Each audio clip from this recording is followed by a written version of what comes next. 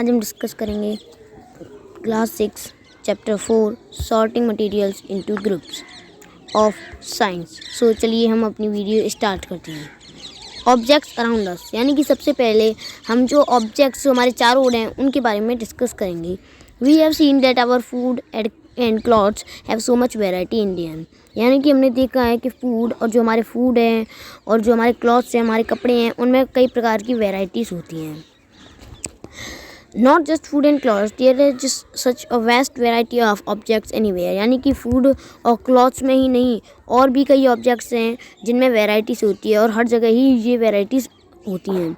We see around us a chair, a bullock cart, a cycle, cooking utensils, books, clothes, toys, water, stones and many other objects, यानी कि हम अपने चारों एक कुर्सी देखते हैं, एक बैलगाड़ी देखते हैं, एक साइकिल भी देख सकते हैं, एक बर्तन देखते हैं, कोई भी बर्तन, खाने पकाने वाले बर्तन को देखते हैं, किताबों को देखते हैं, कपड़ों को देखते हैं, खिलौनों को देखते हैं, पानी को देखते हैं, पत्तों को देखते हैं और भी कई चीज़ों को देखते हैं। All these objects have different shapes, यानी कि इन सभी ऑब्जेक्ट्स की डिफरेंट प्रकार की शेप होती है, यानी कोई रेक्टेंगल होता है, कोई सर्किल होता है, कोई ट्रायंगल की शेप में होता है, किसी का कलर ग्रीन होता है, किसी का ब्लैक होता है, किसी का ब्लू होता है और किसी के डिफरेंट यूजेस होते हैं, सबके डिफरेंट यूजेस होते हैं।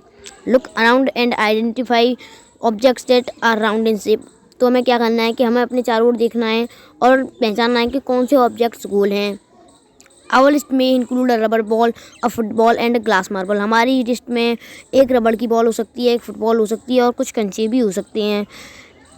If we include objects that are nearly round, our list could also include objects like apples, oranges and earthen picture घड़ा, यानी कि अगर हम कुछ ऐसे ऑब्जेक्ट्स को लें जो सिमिलरली गोल हों, यानी कि पूरे गोल ना हों, कुछ गोल हों, तो इसमें क्या हो सकता है, तो हमारी लिस्ट में हम एप्पल्स को, ऑरेंजेस को, घड़े को आदि को हम ऐड कर सकते हैं। Suppose we were looking for objects that are edible, we might include all the items that we have listed in tables 1.1, 1.2, 1.3 in chapter 1, यानी कि हम सपोज करते हैं कि हम एडाइबल थिंग्स को लिस्ट कर रहे हैं, जैसा कि हमने टेबल 1.1, 1.2 और 1.3 और चैप्टर 1 की टेबल्स में हमने किया था। We might also find some of those round shaped objects we just listed out are also in this group, यानी कि हमने कुछ राउंड शेप ऑब्जेक्ट्स को भी इस टेबल में पढ़ा था। Let us say we wish to make a group of objects that are made of plastic, अगर हम चाहें, जैसे कि सपोज कीजिए कि हम एक जो प्लास्टिक के ऑब्जेक्ट्स होते हैं उनका एक ग्रुप बनाना चाहते हैं, तो इस ग्रुप में हम क्या क्या इंक्लूड कर सकते हैं, तो इस ग्रुप में हम buckets, lunch boxes, toys, water containers, pipes and many such objects may find in a place in this group, यानी कि हम अपने ग्रुप में बाल्टियों को, लंच बॉक्सेस को, खिलौनों को, वाटर पानी को भी, पानी के जो कंटेनर्स होते हैं उनको, पाइप्स को और भी कई ऑब्जेक्ट्स हैं और उनको हम अपने ग्रुप में ऐड कर सकते हैं। There are so many ways to group objects, यानी कि जो ऑब्जेक्ट्स हैं उनको ग्रुप करने के कई सारे तरीके होते हैं।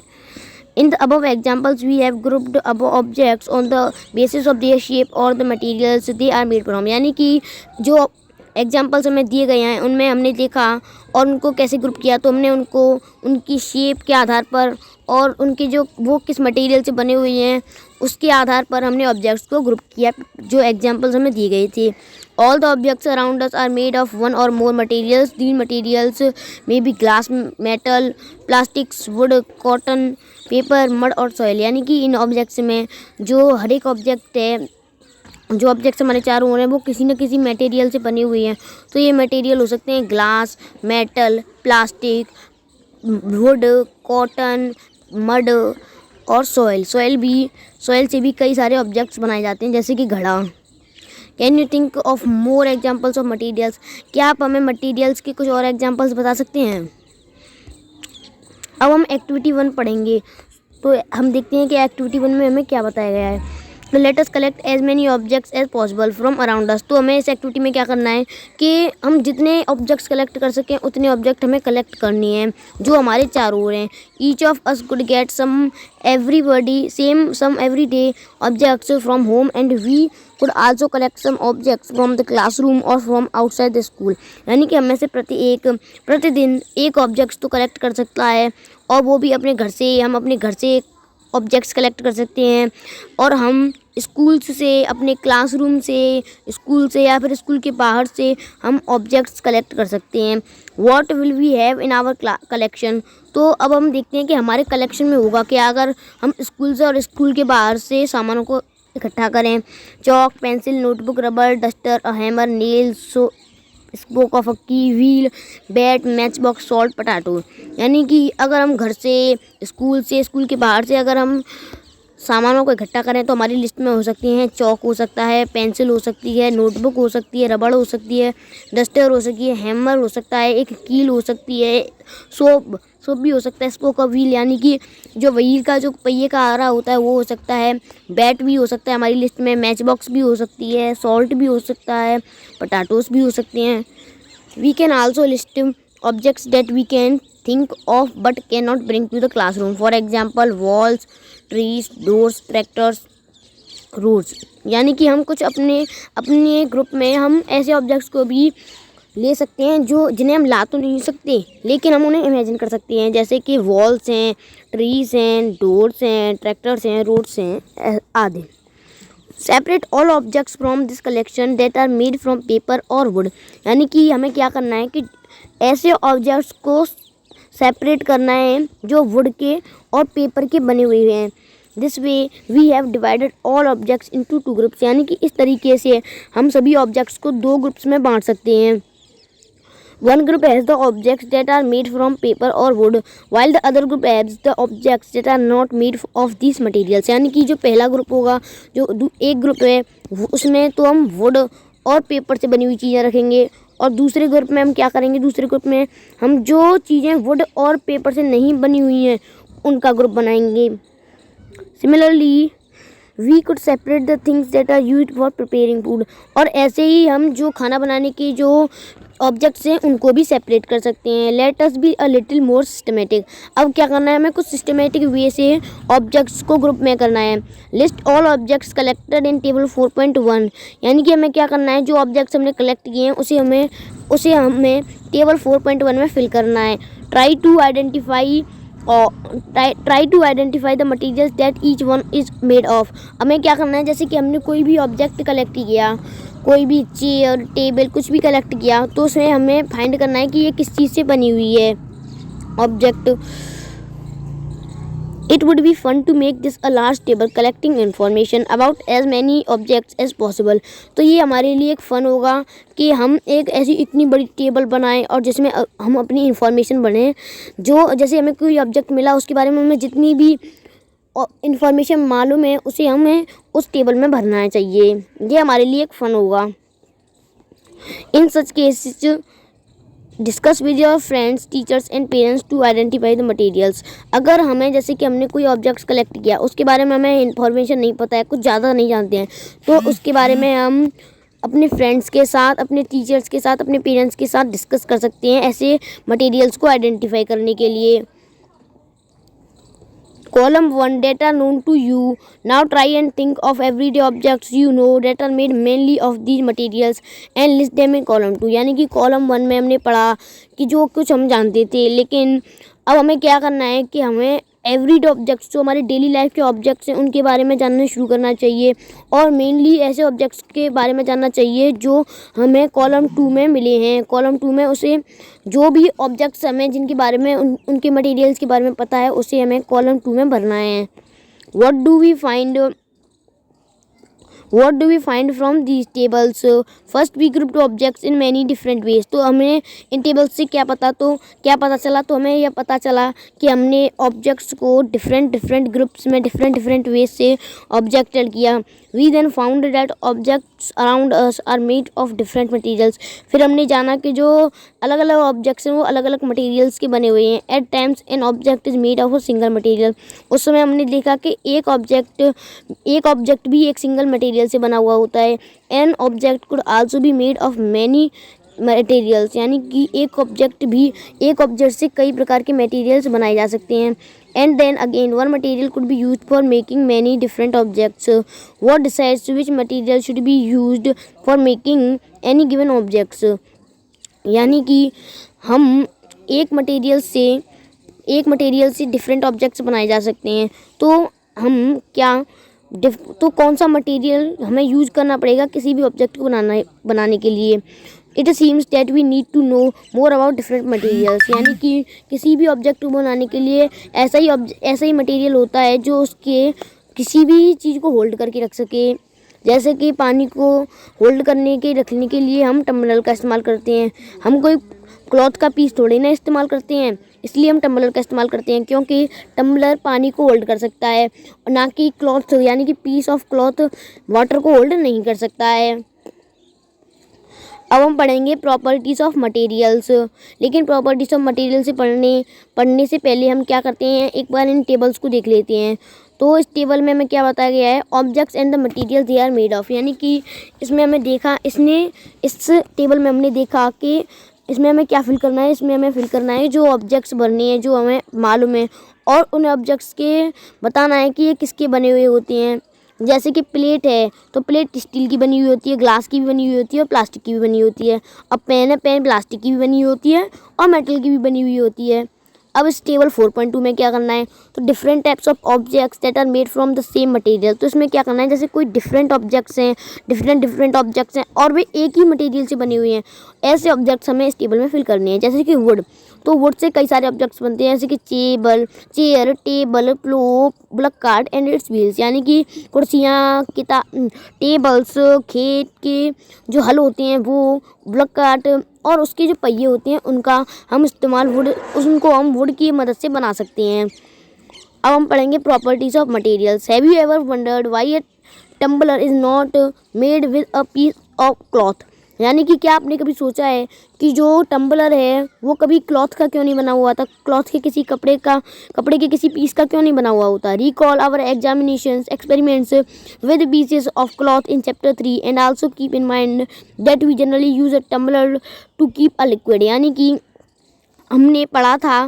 कि चैप्टर 3 में हमने पढ़ा क्लॉथ्स के बारे में, हमने चैप्टर 3 में पढ़ा और उसकी इन्फॉर्मेशन भी हमें अभी याद होंगी। तो we generally use a tumbler to keep a liquid, तो हम जानते हैं कि टम्बलर का इस्तेमाल हम एक लिक्विड को होल्ड करने के लिए रखते हैं। पानी के लिए हम टम्बलर का इस्तेमाल करते हैं। Therefore, would it not be silly if we were to make a tumbler out of cloth? क्या ये अच्छा होगा कि हम एक क्लॉथ का टम्बलर बनाएं?